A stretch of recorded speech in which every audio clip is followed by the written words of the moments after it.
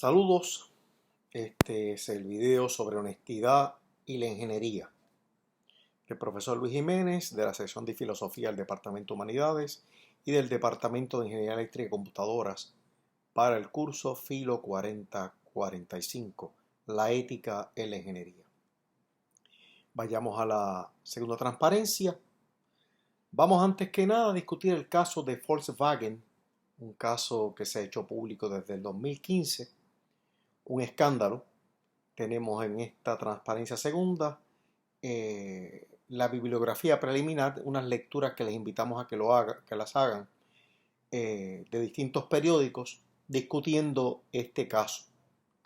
Un caso de un problema de deshonestidad precisamente en el diseño y en la construcción de ingeniería de los carros de esta compañía. Próxima transparencia. Las preguntas guías para el caso de Volkswagen, que los invitamos a que lean esas noticias, son: primero, ¿cuáles son los hechos conocidos hasta ahora? ¿Quiénes son los interesados y agentes? ¿Quiénes son los afectados? La segunda pregunta, ¿en dónde ocurrió la deshonestidad? Tercera pregunta, ¿qué principios de ética parecen haber sido violados en este caso? No maleficencia, autonomía, justicia, responsabilidad. Cuarta pregunta, ¿hay conflicto de valores? ¿Es un curso de acción extremo la decisión que tomaron este grupo de ingenieros y administradores, que no sabemos quiénes son? ¿Cuáles valores fueron lacerados y cuáles antivalores o contravalores fueron encarnados en el proyecto? ¿Hubo alguna aberración estimativa, como hemos discutido en la clase? ¿Cuál sería esa aberración estimativa? ¿Y cuáles fueron las consecuencias de este escándalo o de esta decisión que se tomó? Los invitamos a que con estas preguntas detengan el video y lean esas informaciones, esas noticias de un periódico local y de un periódico español. Suponiendo que ya han hecho las lecturas, vamos entonces a resumir algunos hechos del caso de Volkswagen. En primer lugar, tomando en cuenta la información que hemos obtenido de esas noticias, la EPA en Estados Unidos acusa a esa compañía alemana de instalar un software ilegal diseñado para falsificar las pruebas de emisiones de humo o de emisiones de gases a carros diésel vendidos entre el 2008 y 2015. El programa, ese software, era parte de un sistema que se encendía cuando sensores detectaban que el carro era sometido a pruebas de emisiones de gases, lo cual obviamente implica que es un sistema sumamente elaborado, un sistema que tiene software, un sistema que tiene sensores electrónicos, un sistema que tiene procesamientos químicos, un sistema que tiene también procesos mecánicos. Un sistema sumamente elaborado, donde tiene que haber trabajado un cuerpo de ingenieros y de programadores para poder desarrollarlo. Cuando el sistema se encendía, una vez detectaba que estaba siendo el carro sometido a pruebas, controlaba la emisión de gases y el vehículo cumplía con las normas establecidas por ley. Pero cuando el sistema se apagaba, que era en condiciones normales cuando no estaba sometido a prueba, en esas condiciones el carro contaminaba, el cálculo es de 40 veces más que lo que estaba permitido por ley. Precisamente la compañía Volkswagen promovía estos vehículos diésel como vehículos que protegían el medio ambiente. Y muchas personas compraron este vehículo precisamente porque tenían como un valor importante la protección del medio ambiente. Próxima transparencia. El estimado es que alrededor de 11 millones de vehículos en el mundo tienen o tuvieron este programa y sistema funcionando y operando. Volkswagen tuvo que pagar, el estimado es 15.000 millones de dólares en multas por parte de la EPA o demandas por el escándalo, demandas a clientes que compraron el vehículo precisamente por la protección del medio ambiente. 4.300 millones fue la multa que tuvieron que pagar de acuerdo por un acuerdo con el Departamento de Justicia en Estados Unidos. Debido a la crisis económica que generó este escándalo, la compañía Volkswagen tuvo que eliminar alrededor de 30.000 empleos en el planeta, la mayoría de ellos en Alemania. La imagen de esta compañía quedó muy deteriorada luego de este escándalo. De hecho, no han podido vender vehículos diésel después del 2015. Apliquen ustedes las pruebas presentadas en clase a esa decisión tomada por algunos ingenieros. Obviamente estuvieron involucrados. Podría ser que múltiples administradores en toda la escala, un proceso, una decisión escondida para implementar un sistema que ocultaba las emisiones reales de gases. Obviamente un caso de deshonestidad ante los clientes y un proceso también ilegal. Pregúntense ustedes si pasa la prueba de Harm, si hay algún daño o si esta decisión que tomaron de este sistema que oculta las emisiones reales de gases hacían menor daño que otras posibles alternativas. ¿Cuáles consecuencias tuvo esa decisión? La prueba de reversibilidad, pensaría yo, si hubiese sido ingeniero presente en esta toma de decisión, pensaría que fuera una buena opción si yo estuviera entre los afectados. Pongámonos en los zapatos de múltiples clientes, muchos clientes, que compraron el vehículo precisamente pensando que protegía el medio ambiente o al menos no afectaba o afectaba menos el medio ambiente que otros vehículos. La prueba de publicidad, hubiera tomado yo esta decisión porque afirmaba precisamente mi integridad personal y los valores y las virtudes en los que yo creo, lo que hemos ido estudiando en clase. Y si me atrevería yo a defender esta decisión que tomaron estos ingenieros, pensando yo que hubiese podido ser uno de ellos, en público. Tomaría la misma decisión si la hubiera podido retrasar una hora o unos días. Es legal este curso de acción que ellos tomaron. Cumple con los cánones y normas de ética profesional que rigen la ingeniería. Yo creo que todas estas pruebas muestran el gran problema de esta decisión que tomaron agentes en la compañía Volkswagen, porque prácticamente no cumple ninguna de estas pruebas esa decisión. Pasemos a la próxima transparencia. Este caso de Volkswagen nos da estos temas que vamos a discutir ahora: el diseño, la construcción y la ética, la honestidad y el contravalor de la deshonestidad, el tema de las pruebas técnicas y lo veraz y objetivas que tienen que ser, y los temas de fabricación y falsificación de pruebas, como vamos a discutirlo pronto. Próxima transparencia. Este material que vamos ahora a discutir lo sacamos del libro de Harris, la 4ª edición, que está en la referencia que hemos puesto en la clase y en el prontuario. Próxima transparencia. Los invitamos a que lean ese texto de Harris que ustedes tienen ya disponible. La honestidad. ¿Qué es la honestidad? La honestidad es obviamente un valor al cual hace referencia frecuentemente los códigos de ética de asociaciones de ingeniería, porque es un valor fundamental entre la relación entre el ingeniero y los clientes. El preámbulo del Código de Ética del Colegio de Ingenieros Agrimensores, en su punto número 2, dice lo siguiente: que los ingenieros serán honestos e imparciales. El valor de la honestidad queda claro en ese preámbulo, sumamente importante. En el canon 3 del Código de Ética del mismo Colegio de Ingenieros Agrimensores de Puerto Rico, plantea que los ingenieros tienen que emitir declaraciones públicas en una forma veraz y objetiva. Plantea en la norma B: no participarán en la diseminación de declaraciones falsas, injustas o exageradas. Y en la norma C dice: cuando sirvan como testigos técnicos, expertos o peritos ante cualquier foro, expresarán una opinión profesional en una convicción honesta de la exactitud y propiedad de sus testimonios. Así que es fundamental ese valor de la honestidad dentro de la práctica de la ingeniería. Próxima transparencia. Vamos a hablar de múltiples formas de deshonestidad, siguiendo a Harris, sobre todo la cuarta edición en la página 118, que están las referencias al final de la bibliografía de este video y de las transparencias.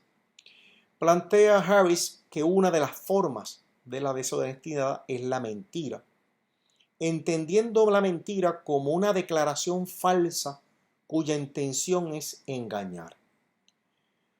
A pesar de que no es una declaración verbalmente formulada, escrita, obviamente Volkswagen estaba promocionando un vehículo que cumplía con unos estándares éticos y unos estándares de protección del medio ambiente que no lo hacía. De hecho, diseñaron todo un sistema para precisamente ocultar el hecho de que no se estaba cumpliendo. Sin embargo, le formulaban a los clientes que sí, y era una de las grandes afirmaciones en la venta y en la promoción de estos vehículos. Otra forma de deshonestidad es el engaño, que es impresionar a un potencial empleador o cliente implicando que se tiene cierto conocimiento del cual se carece. Otra forma de deshonestidad es retener información, en el sentido de omitir información a alguien que razonablemente espera dicha información. Estos son formas de deshonestidad. La próxima transparencia, hablando de los principios de ética, un principio que claramente es violentado, es el principio de autonomía, la autonomía del cliente. Para un agente ser autónomo, como hemos dicho anteriormente, se requiere que posea la necesaria información. La deshonestidad precisamente es o no darle información o darle la información equivocada. La información que necesitaba el autónomo para tomar una decisión bien pensada, ponderada y libre. Obviamente todas las formas de deshonestidad que hemos descrito atentan contra la autonomía de los demás. Atentan de manera directa contra el principio de autonomía. Próxima transparencia. Hablemos ahora de pruebas técnicas y de publicaciones. La deshonestidad en esos casos. Hemos visto que el caso de Volkswagen es un caso donde se hacían pruebas técnicas y el sistema estaba hecho para supuestamente pasar las pruebas técnicas de emisiones de gases, pero lo que estaban era ocultando la información real. Uno de los elementos necesarios para la práctica de la ingeniería es las pruebas veraces y objetivas, pruebas técnicas que se hacen. Pues ante ese caso y ante el problema también de las publicaciones o hacer público una serie de datos, uno de los grandes problemas que se encuentran y que obviamente es una manifestación de deshonestidad es la fabricación, entendiendo como la invención de información o resultado de pruebas, estudios o datos de diseño que no se efectuaron. Pruebas que no se efectúan y sin embargo yo informo unos supuestos datos o unas supuestas pruebas o informo que se pasaron unas pruebas necesarias. Es obviamente un caso de severa deshonestidad. El otro caso es la falsificación de datos, donde yo sí he hecho las pruebas, pero altero los resultados de las pruebas de los estudios o del diseño. En el caso que tenemos aquí de Volkswagen es un caso craso de falsificación de datos. Un sistema hecho para falsificar los datos, para dar la apariencia de que se pasaban unas pruebas y realmente los datos reales los escondía. Un caso muy cercano de deshonestidad ya en el plano de las publicaciones, deshonestidad académica en la investigación en la ingeniería, es el plagio. Cuando yo me apropio de métodos, datos, cuerpos de un texto o de trabajos donde yo no cito o reconozco la fuente. Me apropio de eso y doy a entender que esas ideas, esos métodos, esos datos, ese texto son originales míos y realmente son de otra persona. Lo importante es que yo sí puedo citar el trabajo de una persona. Eso es una buena práctica en la publicación, pero que cite la persona no dé la impresión de que es original mío. Próxima transparencia. Fabricación y falsificación en las pruebas o estudios. Ejemplos son cuando no se han efectuado las pruebas necesarias para mostrar cuán confiable y seguro es un producto o un proceso. Muchas veces atentamos contra la seguridad, precisamente porque hablamos de que ha pasado pruebas de seguridad cuando no las hemos efectuado. Es un caso de deshonestidad, aparte de que no cumple con el valor de la seguridad, como hemos mencionado anteriormente. Otro caso de deshonestidad por medio de la falsificación y fabricación es cuando se suprimen datos que hemos obtenido porque esos datos no son consistentes con las pruebas y no son consistentes con las hipótesis que nosotros hemos formulado. Nosotros podemos pretender vender una idea, vender un producto, supuestamente porque cumple con unos datos y unas pruebas, pero a propósito, yo suprimo unos datos que muestran que no se cumplen las hipótesis y las pruebas. Otro caso es cuando se omiten resultados de pruebas que muestran, por ejemplo, efectos adversos al medio ambiente.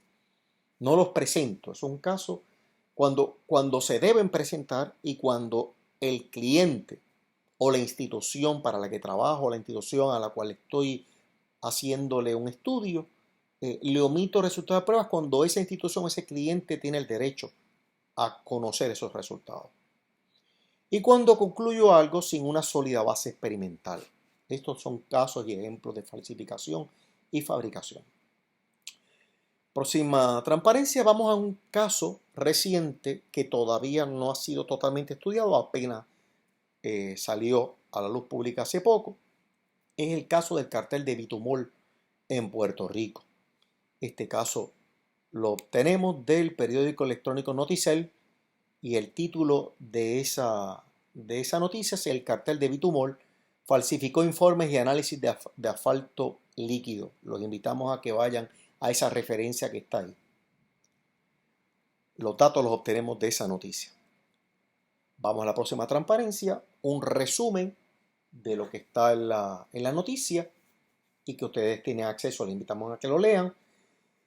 La Comisión Especial Legislativa para el Estudio de las Normas y Procedimientos relacionados con la compra de combustible reveló que hubo una manipulación y una falsificación de análisis de laboratorio y la compra de Bitumol que hizo la Autoridad de Carreteras y Transportación.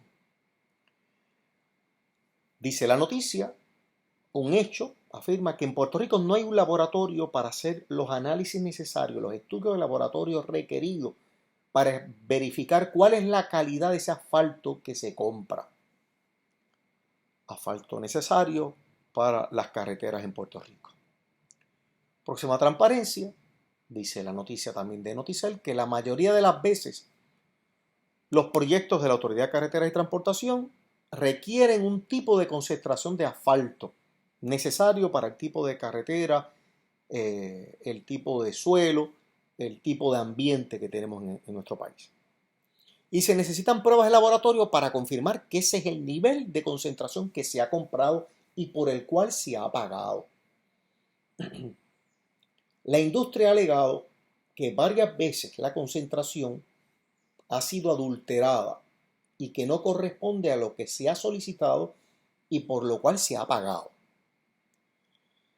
Según la información que tiene la Comisión Legislativa, al menos hay prueba de un caso en que la Autoridad de Carreteras aceptó un Bitumol que no cumplió con la concentración solicitada.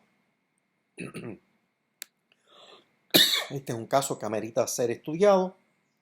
En la próxima transparencia están las referencias de las lecturas y las noticias. Muchas gracias.